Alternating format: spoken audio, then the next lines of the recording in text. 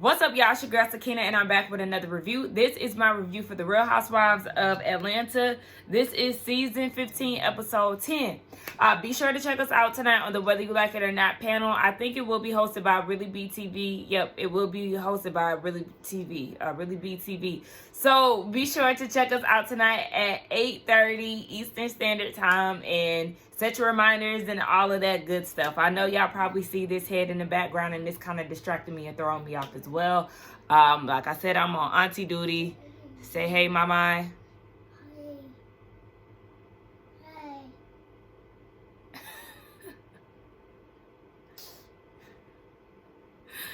So yes, I am having my guest here. Hopefully he won't be here for the whole video, but he was in the kitchen eating, and I didn't want to just leave him in there by himself, so I told him he had to come in here with me. So let's go ahead and get into this review, right? So it's Thanksgiving. We see all the ladies doing their thing with their families. What stood out to me was Kenya introducing Brooklyn to her dad for the first time, Kenya's dad. She said that when Kenya was born, she was barely around her own dad, let alone her grandpa. That's not enough of a reason. We need a background story. Did you and your dad fall out? What was the reason why Brooklyn is now, what, 3? Brooklyn's like 3 or 4 at this point. Why hadn't she met your dad yet? That's just kind of strange to me after all these years. We know that her and her dad did kind of have a bit of a rocky relationship. He was very critical. Maybe he was very critical of her and Mark's marriage, the way they got married and all of that. Maybe, I don't know. I'm speculating, but I thought that was very odd that Brooklyn is about 4 years old and she's just now meeting her granddad. But, you know, it was definitely a beautiful moment for the both of them. Brooklyn looked really happy to meet her granddad. And if I'm not mistaken, Kenya's dad got a little emotional behind it. So, you know, I hope that he's consistent in her life and all those great things. So Drew is having a brunch, or rather Ralph is hosting a brunch at their house. Drew is very taken aback by this because she feels like it's out of nowhere. Why all of a sudden are you trying to host this event before we go off to Portugal? He's saying that the women are always in some drama. The men are easygoing. So the men are supposed to be cooking for their wives. Hey, no hands on my, no. You eating cherries. I don't need your hands to be staying in my stuff. So yeah, she's taken aback by this gesture, but she was like, honey, he putting on for the cameras basically, and he got a better chance at giving peace to the Middle East. And I mean, we all know that he is very fake and phony, okay? Both of y'all putting on the front because we already know that y'all marriage is going down the drain. So, yeah, him hosting this brunch, it ain't gonna really make him look like a good guy because we already know he's full of it.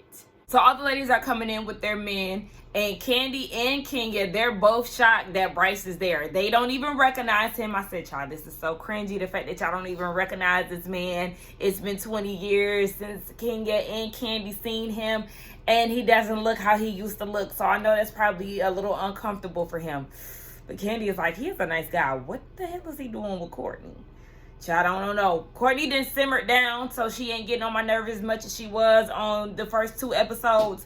But yeah, I'll be definitely interested to see how they got together. So Kenya comes in by herself, and Sheree is like, I thought you had a man. Where's her man? Nobody's seen him. Not too much, ma'am. I'm going to need you to go ahead and bring it on down because you and this storyline boyfriend of yours, Martell, was he in attendance? Oh, he wasn't feeling well, right? Okay, Sheree, mute it, please. So then Marlo comes in with Scottley, the guy that she just went on one date with. I don't know the time frame of how many dates that they've been on, but as far as we've seen on TV, they've been on one date. And outside of, you know, whether how many dates they've been on, you just met him. So you just not bringing him around like that? Are you doing this just for TV? So people can get off your back about not having a man or whatever the case? I don't know, but Candy knows him. She says she been introduced to him. She don't really know him like, you know, because y'all know she be having her ear to the streets. and she be knowing things and all of that. But she said that she knows of him, and basically, from what it sounds like, he liked to do a lot of activities that I can't say in front of kids, and Marlo really don't do that. She rather you pay up front, and then you can get the cat. But I almost done. Good job. Okay. So then they talk about Candy's movie and how it's in production. They're doing the casting, and Kenya's like, "Wait, y'all doing casting? But you ain't offering me no role. What's going on?" So Candy is like, "Well, actually, you talk about you invented the threesome and all of that. You invented that. Then you would be working with Drew, because Drew is the main cast member." And in her confessional, Candy is like, "We wanted to cast somebody that plays a young, naive woman." She was like, "I'm not saying that Drew is young and naive, but she know how to pretend." Yeah, she was like, she know how to pretend to be. Okay. But yeah, Drew was trying to be shady towards Kenya in her confessional, talking about, Twa was about 22 years ago. And if you invented the threesome, then you might need to let go of that acting career. I said, not too much, Drew, because you ain't been in endless amount of movies, okay? I'm not knocking you. I'm not knocking you or Kenya, but not too much, okay? I do like the fact that Candy decided to cast you. I know a lot of people said that her and Ty being cheap, and that's probably so, but that is a good way for, okay, but that is a good way for Drew to get her career back going, because she's back into the music thing and getting back into the acting. I like that. So then we learn that Roy went on a date with Marlo, because he called Kenya and she panned the camera around. She was like, "Oh my gosh, is that Roy? I went on a date with him." So Kenya steps aside to have the conversation with him, and Marlo was like, "I didn't know him before, but I was doing something with Cynthia, trying to figure out what to wear, and she had like a poll on her story, and he told her to wear the bodysuit." So then from there, they had continued to talk or whatever, and they went on a date. They were not dating. So Kenya comes back to the table, and Sonya's like, "What are the odds that you and Marlo, dated the same guy?" And that's when Marlo was like, "No, we did not date. We went on a date." But then Kenya was like, "Well, I'm glad he got you out the way so he can realize that you weren't the one, and he swung my way." And did y'all see Sonya roll her eyes? I'm like, how you gonna roll your eyes and you the one trying to stir the pot? I just peeped that, and that really annoyed me. So in their confessionals, everybody is giving their opinions. Sheree is like, "Where is all this smoke that Kenya had for Martell?" I don't know if she expected Roy to jump on her or whatever, but it was like, huh? Okay, I'll turn it on. Try to pull it up. You try to pull it up? Yeah, you got to pull it up. But it's just like, Sheree, please. Your man is trash, okay? I don't know too much about Roy. And yes, we know that Kenya's dating history is real shaky and shifty. But go sit down somewhere. And Marlo, you talking about sloppy seconds. Girl, you went on a date with him. Did you smash him? So the men, they go outside and they have a conversation. I was annoyed by Scotty, and he wasn't doing too much, but just the fact that when everybody was asking him what his name is, Scotty, very Jamaican. How many times you gonna say that? You said that as you were entering the house and everybody was, saying their hellos. Your name is Scotty, very Jamaican. Somebody asked you outside again what your name is. Scotty, very Jamaican. We get it, okay? You're Jamaican. Next. So back in the house, the ladies are having a conversation, and Sheree,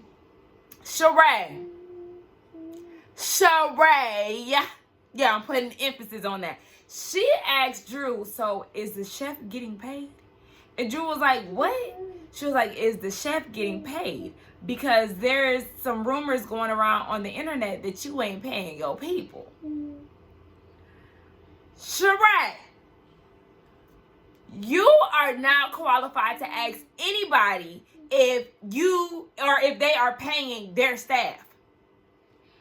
May we remind you of your history. Contractors, how long did it take for you to build Chateau Sheree? Hell, you didn't even want to pay Drew. Remember Anthony? Yes, baby. It's a very well-known rumor that you allegedly don't pay your staff or people that's doing a service for you. You also are that type of person who will complain to get out of paying for something. So please, you are the wrong person to be asking somebody if they paying their staff. Absolutely not. So Drew was like, actually, that was somebody who wanted to try to cook for us. We allowed them to try it out. There was hair in the food, and the food was nasty. My attorneys are taking care of that. And the lady wanted $1,000. Everybody looking like, girl, they doing all of this for $1,000, really?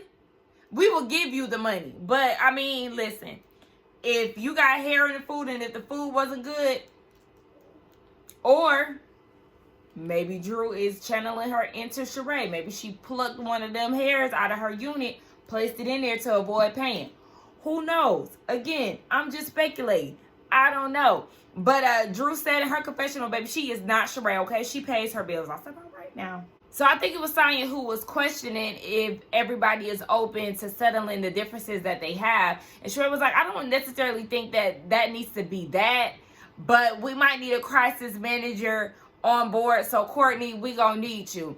And Kenya was like, I don't know, because I mean it didn't work for her and Candy, so she can't be that good, basically. And Courtney was like, girl, you need it. And you know, she was kind of like, you know, giggling and touching her a little bit. And Kenya was like, I don't need a crisis manager. I'm a crisis all on my own. I think she kind of gagged Kenya when she said that, because Kenya's comeback was like, girl, that's the point. Like, yeah, hire me, baby. Here's my business card. So, you know, they laughing and all of that. And I guess because Kenya hadn't got, she was like, I mean, I know you real touchy-feely, Courtney, but I'm going to need you to stop touching me like that. We ain't there yet. And Courtney was like, I'm not touching you. She was like, yeah, you did touch me 3 times. I said, I think that's because Courtney had done got her together a little bit. I don't want to say got her together, but you know, she kind of had that one thing. She kind of ate that one thing just a little bit. She kind of gagged Kenya that one time, that little bit. And it had took Kenya, you know, off her tracks. But anyway, yeah, so they was like, all right, well, in that case, we need to go. So the girls get down to Portugal. Candy is feeling extremely under the weather. She has food poisoning. They said at one point they forgot she was even on a trip because she spent like 3 hours in the bathroom. She was spitting it out both ways, okay? And I've experienced that before, and to be on a flight, oh my gosh, I could not imagine. So she said that was like the worst plane ride that she's ever encountered. So they all get there, and the hotel is extremely nice. It's the W Hotel. Luckily, they had some ginger shots waiting for them, and that's exactly what Candy needs. Actually, Candy needs to take all the shots that were there because that ginger would definitely help her ease her stomach. But yeah, it looks really nice. Everybody is touching bases with their loved ones. And Monyetta is on the phone with her husband. And Drew was like, check on your boy Ralph. He's in Vegas, but still check on him. So everybody's like, what? Why is he in Vegas? Because we all know about Tampa and how he like to skip town and not let his family know where he's going. So, yeah, he's in Vegas, and it's because while she was doing her video shoot, one of the video directors, producers, was like, hey, I'm doing Chocolate City, which is the black version of Magic Mike in Vegas, and she wanted him to audition. He gonna be slanging that thing for a piece of change.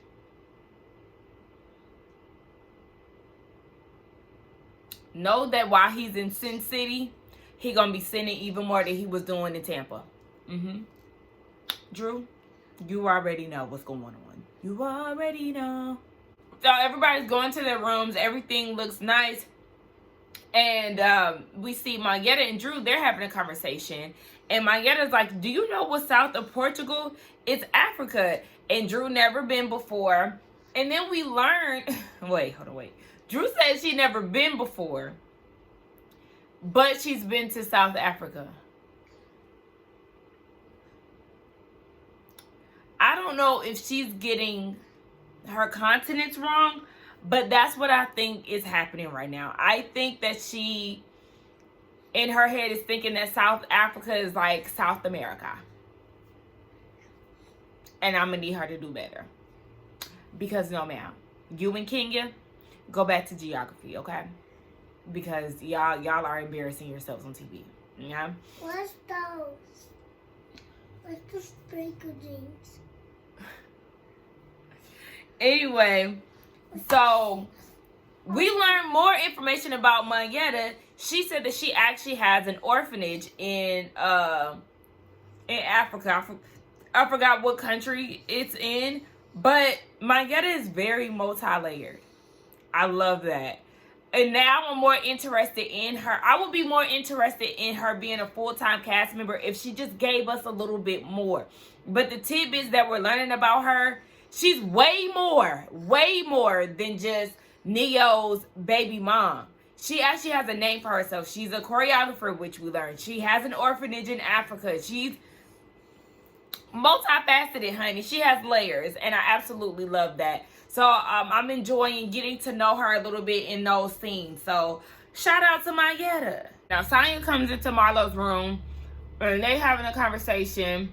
We see Kenya and Candy. They having a conversation in Candy's room. Drew and Monyetta having a conversation, and everybody is saying that everybody is getting along thus far. But we already know that something is brewing, right? Every time this is the calm before the storm. So Drew's issue with Sheree, she's telling Monyetta that she doesn't like the fact that Sheree of all people are questioning her about who she's paying when she has a laundry list of rumors regarding her not paying for services. So it's like, yes, this one situation compared to your laundry list, ma'am, don't do it. And then she was really more so upset about the fact that Sheree was like, okay, so this guy here, is he gonna get paid? And honestly, I just feel like if you had an issue with that, Drew, then you should have said it at the table and let it be that, because while you're saying that here, it's giving off a reaching moment. It's not that serious. It was a little shady kiki moment. Y'all got past it, and that was that. So now I'm feeling like you're going to annoy me by making this a thing when you should have addressed it if you really had such an issue with it to begin with. So you should address it at the time. So then we see Kenya and Candy, and Kenya is like, you know, we have a divorce court date coming up, and you know, we already know she's been divorced longer than she's been in a relationship with Mark, and we know that now he's trying to take her back to court or whatever for Marlo banging on the door when they went to Alabama and Brooklyn was in the room. Child, please. I think he said he's what is it, filed for contempt or whatever. I don't give a damn. Fuck Mark. Anyway, excuse my language, child.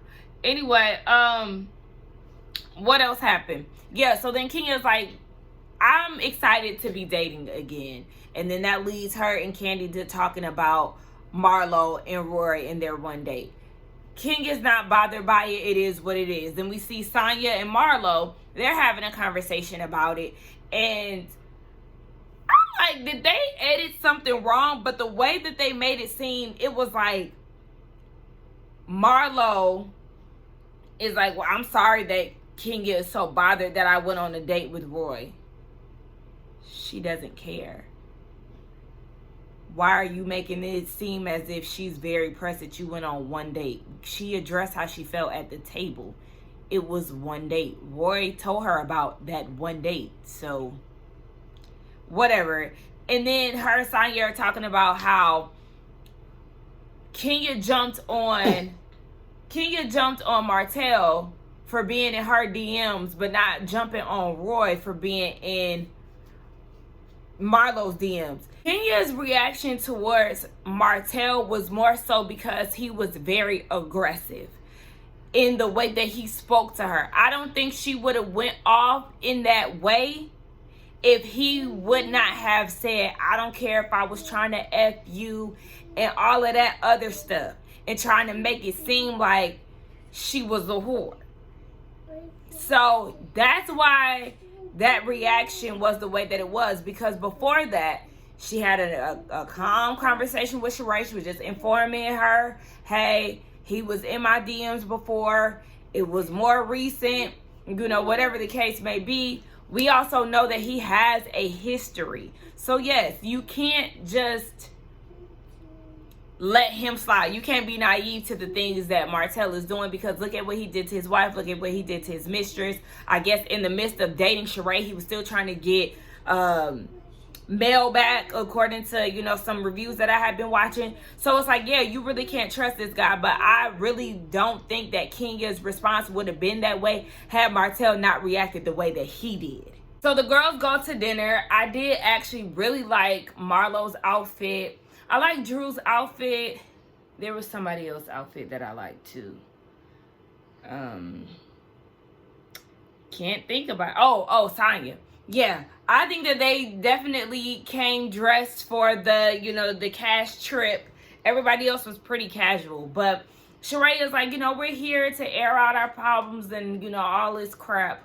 So Courtney is like, okay, well, she said that according to Sheree, she felt like Kenya wasn't allowing her the opportunity to get to know her, and she felt like Courtney was violating her space. And they gave the flashback of Sheree telling her that information. And Kenya was like, yeah, at first, when you was laughing with me with Kiki, it was what it was. But then after a while, it became very condescending. And that's when she was like, whoa, I don't like this. I don't know you like that. And Kenya looked at Drew and was like, I actually want to say thank you because you were acknowledging that is my boundary. And Drew did say that at the table when they were at brunch. And she was like, basically, you just learning people. Because even with Candy, I had to learn that her faces are just her faces. Don't take them the wrong way. And they show different images of her face and stuff. Because Courtney feels like Kenya gives off mean girl energy. And Kenya definitely can to newbies.